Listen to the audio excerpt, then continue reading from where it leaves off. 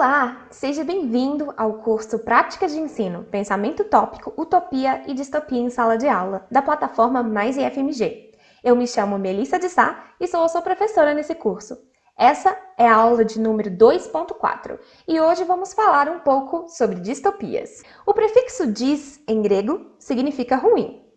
Topos, como nós já vimos, significa lugar.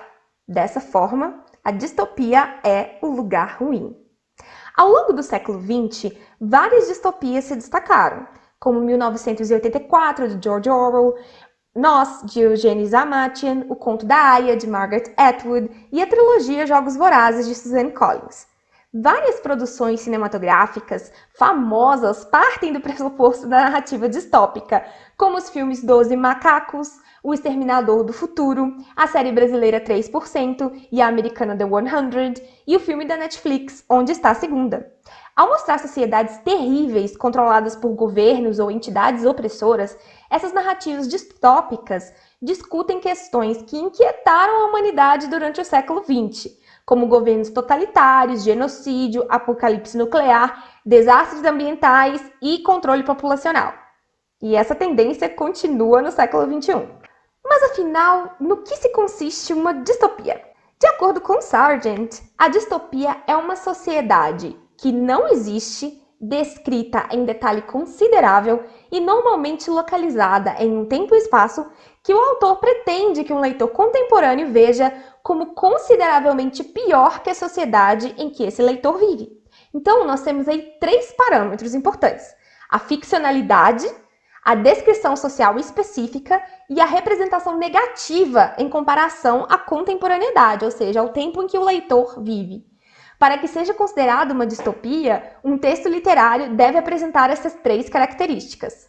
Apesar de aparentemente a distopia ser a negação da utopia, é mais preciso a gente falar que elas são os 2 lados da mesma moeda. As distopias vão negociar 2 impulsos. Um em direção à mudança, ou seja, a situação que está sendo narrada deve ser mudada, e um outro impulso em direção à estasis, ou seja, a anti-utopia, a ideia de que as coisas permaneçam as mesmas.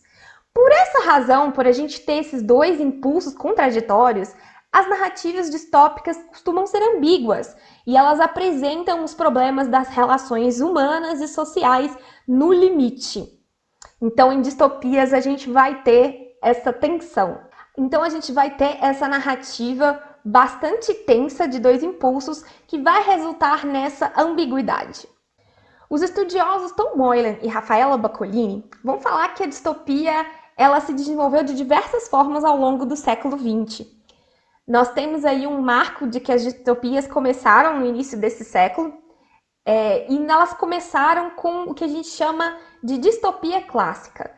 Estão dentro da distopia clássica obras como 1984, Fahrenheit 451, Admirável Mundo Novo, que são obras que até hoje a gente conhece. A gente tem algumas características dessas obras que vale a pena a gente discutir um pouco aqui. A maioria de seus protagonistas eram homens brancos e a gente tem uma questão da falta de esperança. Então, nessas narrativas, mesmo com a sua ambiguidade apresentada, existe um tom geral de que as coisas não vão mudar. Existe uma desesperança nessas narrativas. Desenvolver o conceito de distopia crítica. E esse termo se refere a distopias que elas são autocríticas, ou seja, que no próprio texto reconhecem as limitações daquilo que apresentam. O Moylan queria dizer que as distopias clássicas não eram críticas, mas que essas obras distópicas, publicadas a partir da década de 1980, apresentavam características mais inovadoras, como, por exemplo, protagonistas marginalizados, ou seja, pertencentes a minorias, finais abertos e ambíguos, e a recusa de se oferecer soluções simples. A gente tem, por exemplo, A Parábola do Semeador, de Octavia Butler, que é um romance distópico publicado em 1993. E a protagonista é uma mulher negra chamada Lauren. A violência enfrentada pela Lauren no cenário pós-apocalíptico, no entanto, é contraposta à violência que seu próprio grupo de sobreviventes também exerce. As linhas ficam borradas e a gente tem dificuldade de distinguir o que é certo e o que é errado na Parábola do Semeador. Nesse livro, a gente tem uma sociedade quase dizimada, tomada por sobreviventes violentos que buscam uma salvação a qualquer custo. A Lauren cria sua própria religião para oferecer essa promessa, criando espaços de esperança dentro do livro. No entanto, esses espaços eles são ambíguos e deixam a gente numa posição incômoda. Por isso, a gente vai classificar livros como A Parábola do Semeador como distopias críticas. Uma outra categoria que a gente pode falar são as distopias feministas. Essas obras vão retratar especificamente a opressão das mulheres em sociedades ficcionais distópicas. Um exemplo famoso é O Conto da Aia, da Margaret Atwood, um livro bastante famoso que virou série, em que um governo totalitário controla as mulheres e os seus corpos. E a protagonista é uma aia, uma categoria de mulher que é fértil. A maioria das mulheres nesse mundo são inférteis. Degradadas, elas são violentamente forçadas a prosseguir com a gestação de um bebê. E ao nascer, esse bebê vai ficar com uma família, enquanto que a aia será relocada para uma próxima casa para ter mais um filho. Sem controle nenhum sobre os seus corpos, que são nada mais do que úteros ambulantes para o Estado, as aias vivem em condições terríveis e desumanas.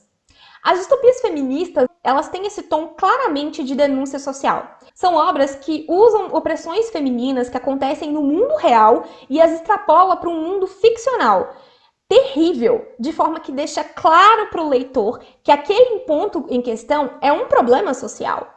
Em O Conto da Aia, a gente tem a questão do controle do corpo, mas existem outras distopias feministas que tratam de temas como direito à cidadania, direito ao trabalho, a dignidade humana. A gente tem uma estudiosa no Brasil chamada Ildinei Cavalcante que discute essa ramificação do gênero em relação à esperança. E dentro dessas representações terríveis para mulheres, existem atos de esperanças e espaços utópicos dentro da própria distopia. Muitas vezes esses espaços são a escrita de um diário ou algum tipo de narrativa que oferece à protagonista a oportunidade de expressar a sua voz silenciada. Mas distopia é sinônimo de coisa ruim? No nosso dia a dia, ao ler comentários de notícias e memes, é comum encontrarmos expressões como estamos vivendo uma distopia. E a popularização das narrativas distópicas tornou a ideia de uma sociedade ruim bastante presente no nosso imaginário popular. Por conta disso, a gente vai encontrar a palavra distopia sendo usada no senso comum para significar um lugar ruim ou um pesadelo.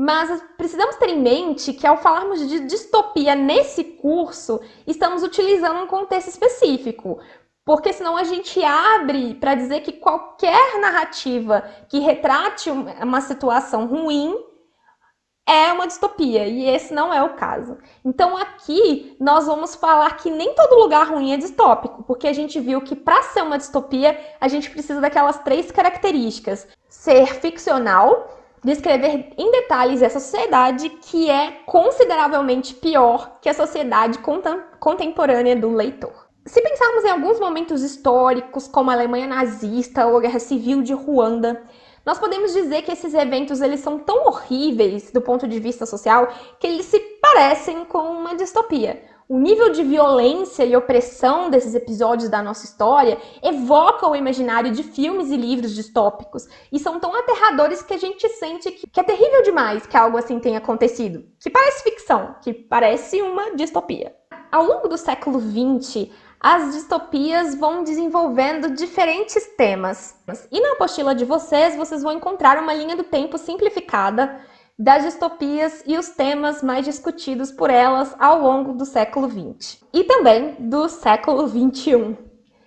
Mas existiram distopias antes do século XX? Como gênero literário, é frequente considerar que a distopia surge no século XX. Mas ao longo da história, nós temos textos com características que uma leitora ou um leitor contemporâneos podem considerar distópicos, né? Por exemplo, O Último Homem, de Mary Shelley, que é de 1826, ou A Máquina do Tempo, de H.G. Wells, que é de 1895. Pois então, pessoal, essa semana a gente cobriu muitos conceitos, analisamos uma obra utópica, discutimos a ideia da utopia falha e agora terminamos com o que é uma distopia. Então, antes de prosseguir, vamos dar uma pausa.